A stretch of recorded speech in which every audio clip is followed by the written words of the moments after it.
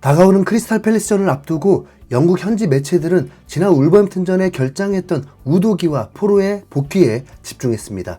이 두 선수의 존재감이 상상했던 것보다 훨씬 더 크다는 느낌인데요. 축구 전문 매체인 더 부트름에서는 크리스탈 팰리스전을 앞두고 두 명의 키 플레이어가 돌아왔다. 포로와 우도기는 훈련에 복귀했는데 결과가 좋다면 엔지 감독이 생각하는 최강의 선발 멤버가 어떨지 엿볼 수 있을 것이다 라면서 양쪽 풀백의 복귀로 토트넘의 전력이 비로소 100%가 될 거라고 예측했습니다. 그만큼 이 두 선수의 영향력이 크다는 말이죠. 히샬리송이 정말로 부상이 문제였다는 듯이 사타구니 수술 후에 기적처럼 부활해서 선발 복귀한 12월 10일 뉴캐슬전부터 10경기 동안 9골을 터뜨리면서 스트라이커 노릇을 제대로 해주고 있다 보니까 손흥민이 다시 왼쪽 윙어를 맡게 됐습니다. 그러면 자연스럽게 왼쪽 풀백인 우도기와 같은 쪽 라인에서 호흡을 맞출 거고요. 그래서인지 우도기에게 눈이 많이 갑니다. 참고로 히샬리송이 굳이 시즌 중간에 빠지면서까지 수술을 받았던 이유는 캡틴 손흥민이 서둘러서 수술을 하라고 수차례 권유했기 때문입니다. 이건 앞서 언급한 뉴캐슬전 승리 이후에 손흥민이 직접 인터뷰에서 밝힌 내용인데, 나는 그가 돌아와 아주 기쁘다. 그는 나와 비슷한 통증을 가지고 있었다. 그가 수술을 늦게 받으려고 했기 때문에 그에게 수술 빨리 해라 라고 계속 말해줬다라면서 비하인드 스토리를 공개했습니다.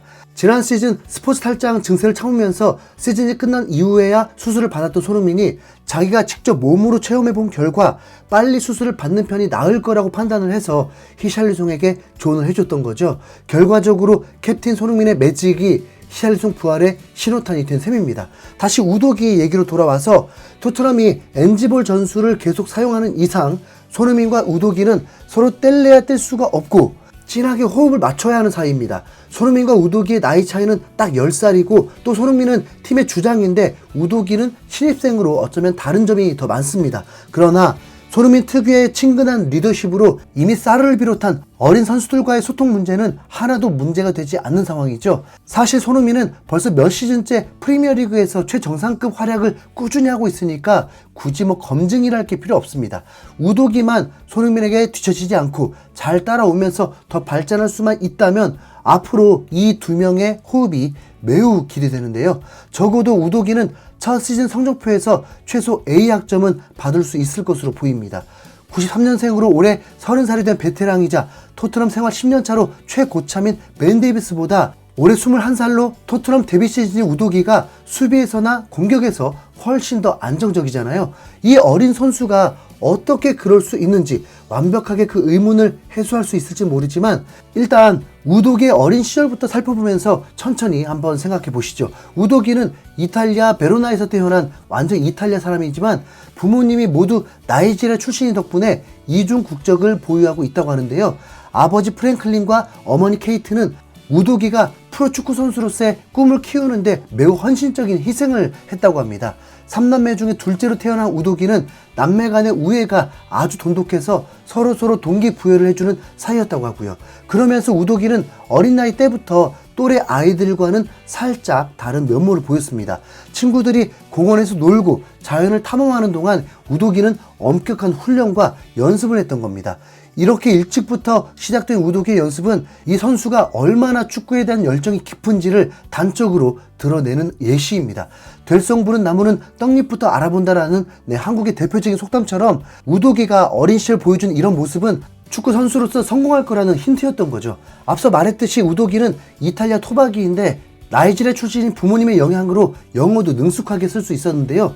나이지리아의 공용어가 영어이다 보니까 집에서 우도기 부모님이 영어를 쓰도록 하면서 우도기는 2개 국어가 가능해졌습니다. 프리미어리그에서 데뷔하자마자 빠르게 적응하고 좋은 활약을 펼칠 수 있었던 이유 중에 영어가 된다는 것도 분명 무시 못한다고 보면 부모님의 영어 조기 교육이 우도기에게 엄청난 도움을 준 겁니다. 또 부모님은 영어 교육뿐만 아니라 겸손이나 존중 같은 가치를 강조하면서 우도기가 보여주는 경기장 안팎에서의 태도에 큰 영향을 줬습니다. 이런 부분은 손흥민과도 비슷하네요. 작은 로마라고 불리는 베로나는 어쩌면 당연하게도 축구에 매우 열정적이었는데 우도기는 이런 고향의 분위기 덕분에 축구에 대한 관심이 깊어졌습니다.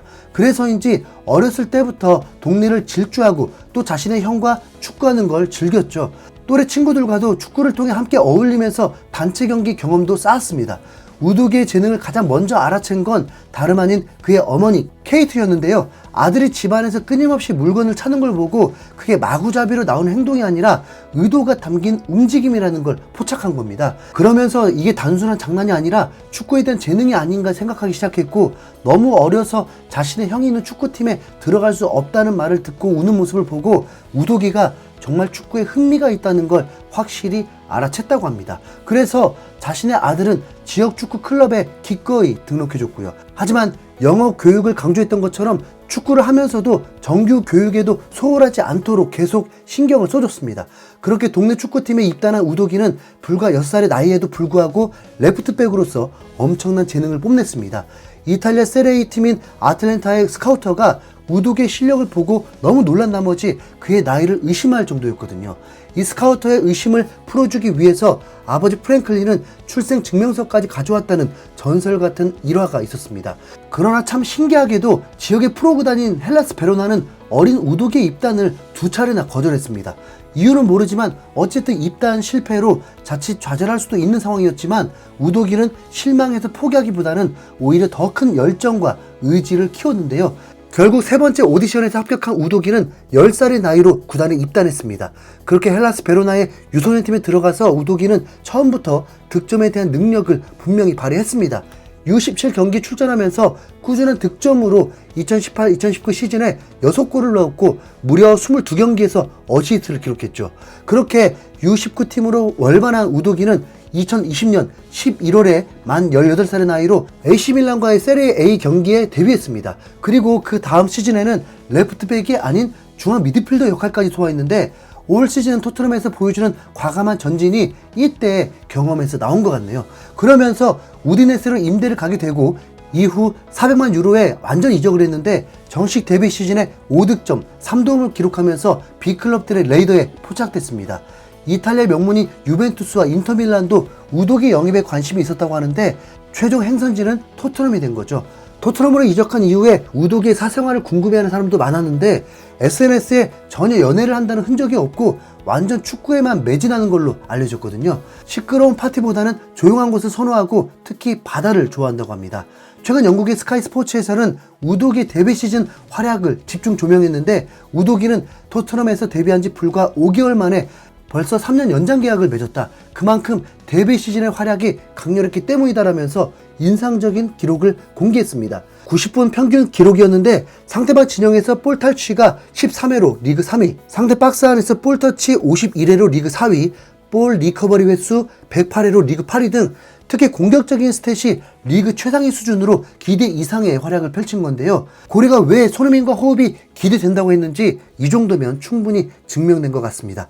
다가오는 팰리스전에 대한 기대가 더 커지는데 빨리 주말이 오면 좋겠네요. 이상 흰수염고래였습니다. 감사합니다.